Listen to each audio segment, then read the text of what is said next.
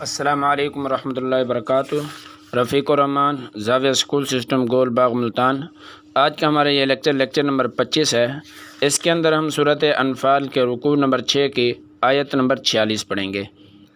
آیت یہ ہے، اللہ تبارک تعالیٰ نے ارشاد فرمایا وَأَطِيعُوا اللَّهَ وَرَسُولَهُ وَلَا تَنَازَعُوا فَتَفْشَلُوا وَتَذْهَبَ رِيحُكُمْ وَاصْبِرُوا إِنَّ اللَّهَ مَعَ الصَّابِرِينَ۔ اب آیت کے الفاظ کے معنی دیکھیں۔ وَأَطِيعُوا، وَو کا معنی اور، اطیعوا تم اطاعت کرو، حکم مانو، فرم برداری کرو اللہ تعالیٰ کا، ورسولہ، وہ معنی اور، رسول صلی اللہ علیہ وسلم، ہو اس کے، یعنی اللہ اور اس کے رسول صلی اللہ علیہ وسلم کی اطاعت کرو، حکم مانو۔ وہ کا معنی اور، لا معنی نہ، ولا اور نہ، تنازعوا جھگڑا کرو، اور تم آپس میں جھگڑا نہ کرو، یعنی آپس میں اختلاف نہ کرو۔ کیوں؟ اس کے نقصانات کیا ہوں گے؟ فتفشلوا، پس تم بزدل ہو جاؤ گے، تم کمزور ہو جاؤ گے، وتذہب، ختم ہو جائے گا، جاتا رہے گا، ریحکم تمہاری ہوا، تمہاری قوت، تمہارا اقبال، وتذہب ریحکم اور تمہاری قوت ختم ہو جائے گی، تمہارا اقبال جاتا رہے گا، واصبروا اور تم صبر کرو، ان اللہ بے شک اللہ تعالیٰ، مع الصابرین، مع کا معنی ساتھ، صابرین صبر کرنے والوں کے ساتھ ہے۔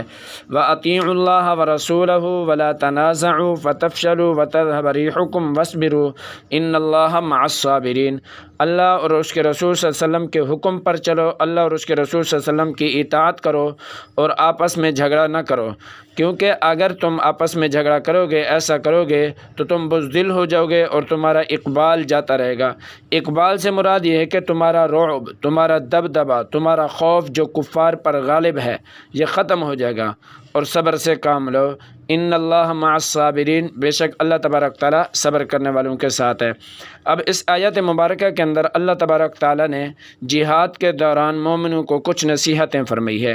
پہلی نصیحت تو یہ فرمائی تھی کہ دوران جہاد تمہیں جو ہے نا، جب کفار کا سامنا ہو تو تم نے ثابت قدم ہو کر لڑنا ہے اور اللہ کے ذکر کو کثرت سے کرنا ہے۔ دوسرا جو کام کرنے کا اللہ تبارک تعالیٰ نے حکم دیا ہے وہ یہ تھا کہ تم نے اپنے اللہ اور اس کے رسول صلی اللہ علیہ وسلم کی اطاعت بھی کرنی ہے، یعنی جو حکم اللہ اور اس کے رسول تمہیں صادر فرمائیں اسی پر تم نے استقامت دکھانی ہے، اللہ اور اس کے رسول صلی اللہ علیہ وسلم کی نافرمانی نہیں کرنی۔ اور دوسرا جن چیزوں سے منع کیا گیا ہے وہ یہ کہ اللہ اور اس کے رسول صلی اللہ علیہ وسلم کے حکم ماننے کے بعد آپس میں جھگڑا نہ کریں۔